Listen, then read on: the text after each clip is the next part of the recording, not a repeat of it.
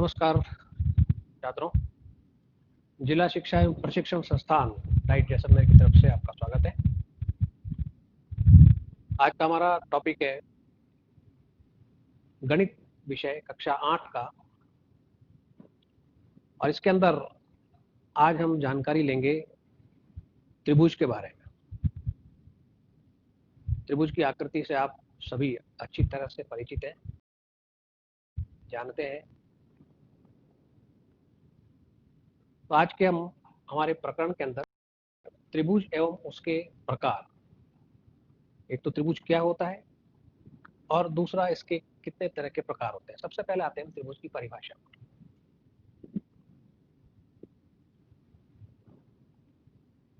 तीन भुजाओं से बनी बंद आकृति को त्रिभुज कहते हैं। ये इसकी सिंपल सी साधारण सी परिभाषा है।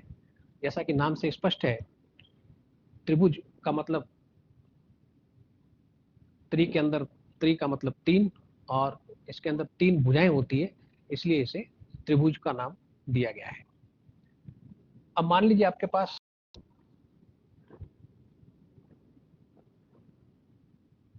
इस तरह की आकृति है।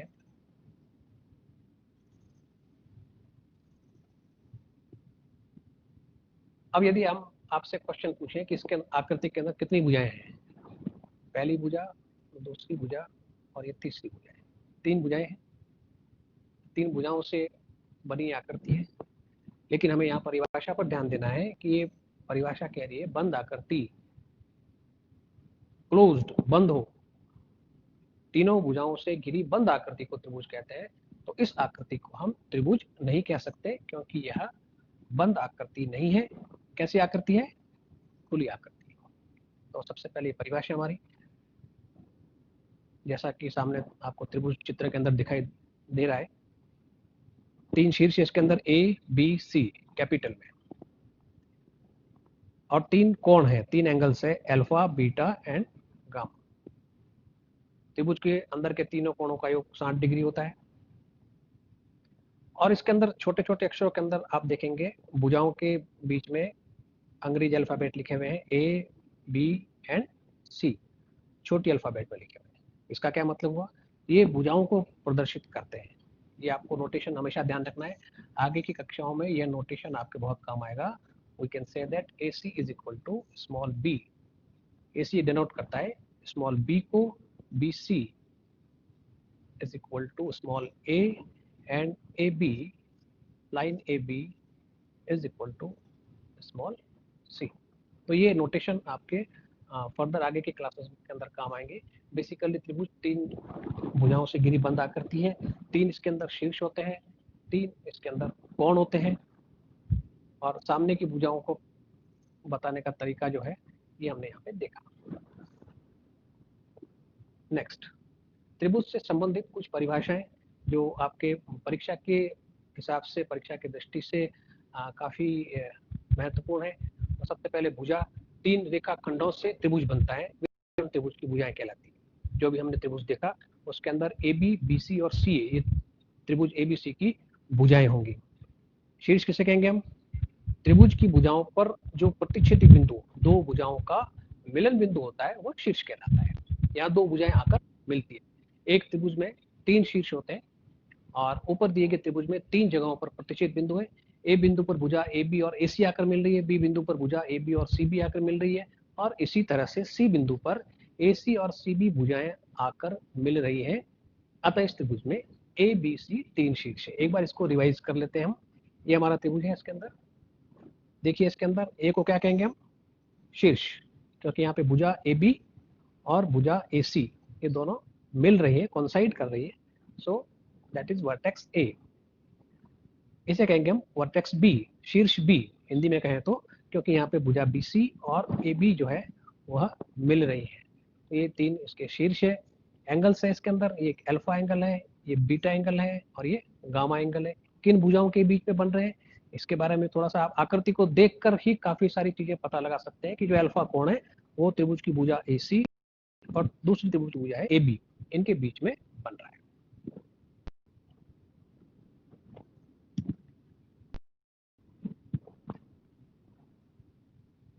इसके बाद त्रिभुज से संबंधित और कुछ परिभाषाएं, कोण, शीर्ष पर बनने वाले कोणों को त्रिभुज के कोण कहते हैं, क्योंकि त्रिभुज के अंदर 3 शीर्ष होते हैं, इसलिए एक त्रिभुज में कितने कोण होंगे, 3 कोण।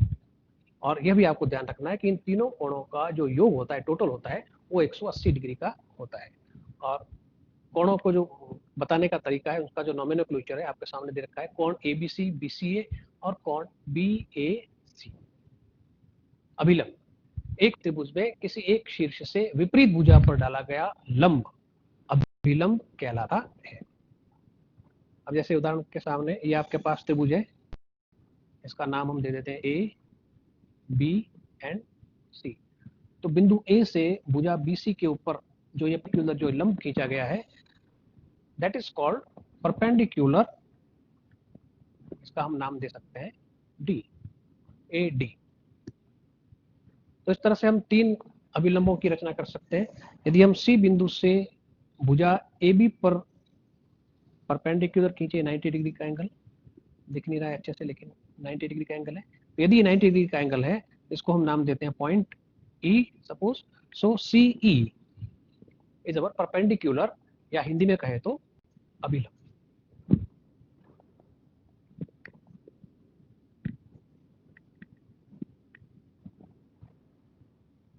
अब त्रिभुजों के प्रकार के बारे में हम थोड़ी सी जानकारी ले लें। तो त्रिभुजों को जो बांटा गया है वो 2 आधार पे बांटा गया है, भुजा के आधार पर और कोण के आधार पर। 2 आधारों पर इसको बांटा गया है। त्रिभुज के भुजाओं के आधार पे और कोण के आधार पे जो हमने बात की, तो 6 प्रकार के भेद होते हैं। समबाहु त्रिभुज, समद्विबाहु त्रिभुज, विषम बाहु त्रिभुज, न्यून कोण त्रिभुज, समकोण त्रिभुज और अधिक कोण त्रिभुज।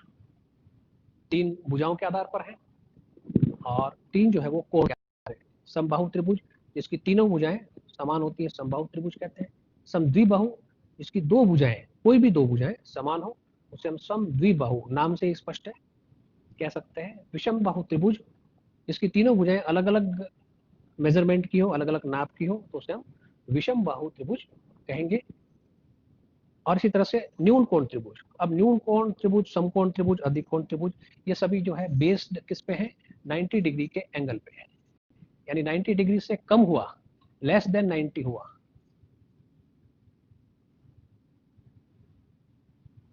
लेस देन 90 हुआ, तो उसे कहेंगे हम न्यून कोण।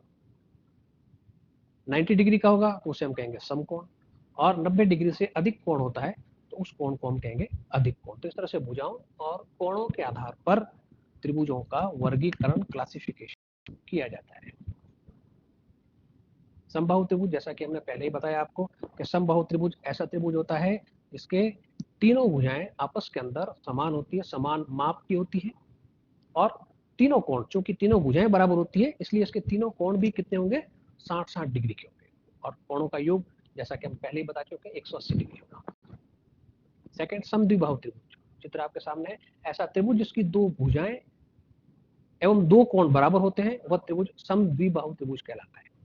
और एक दूसरी इसके अंदर इसकी विशेषता दे रखी है कि एक समद्विबाहु त्रिभुज की समान भुजाओं के सामने वाले कोणों का माप भी समान होता है। थोड़ा सा इसको समझ लीजिए कि ये समबाहु त्रिभुज है, इसका यहाँ नाम हम दे रहे हैं ए, बी एंड सी।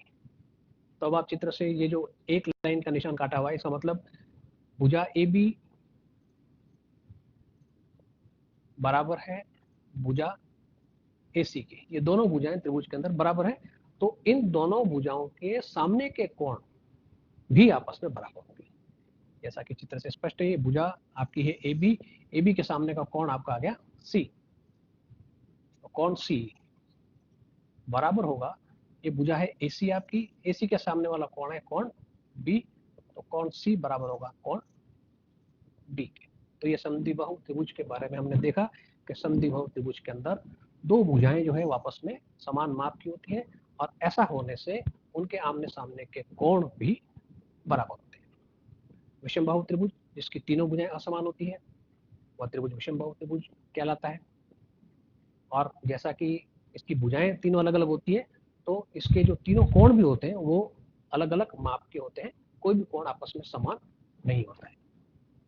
न्यून कोण त्रिभुज, ऐसा त्रिभुज जिसके प्रत्येक कोण न्यून कोण अर्थात 0 से 90 डिग्री के बीच में होता है, ऐसा त्रिभुज न्यून कोण कहलाता है।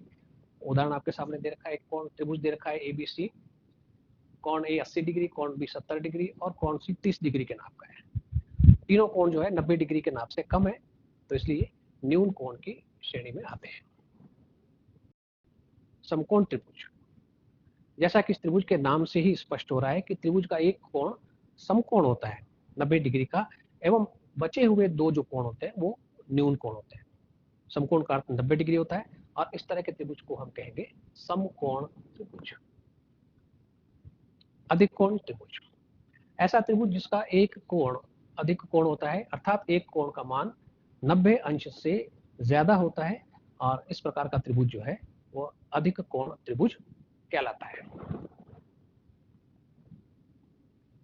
ये आपके आज के हमने जो चैप्टर पढ़ा है छोटा सा त्रिभुज के बारे के अंदर, इसके पढ़ने के बाद, इसको सुनने के बाद, देखने के बाद कुछ प्रश्न आपको दे रखे हैं। त्रिभुज के कितने कोण होते हैं, ये पहला प्रश्न है, इसकी आप प्रैक्टिस करेंगे। दूसरा प्रश्न है त्रिभुज के सभी कोणों का योग कितना होता है। तीसरा प्रश्न है त्रिभुज को भुजा के आधार पर कितने प्रकार से वर्गीकृत किया जा सकता है। और चौथा प्रश्न है त्रिभुज की यदि दो भुजाएं समान लंबाई की हो तो उस त्रिभुज को हम क्या कहेंगे। तो इस तरह से आज हमने त्रिभुजों के प्रकार के बारे में जानकारी ली और कोणों के बारे में जानकारी ली। उम्मीद करता हूं कि आपको यह वीडियो अच्छा लगा हो।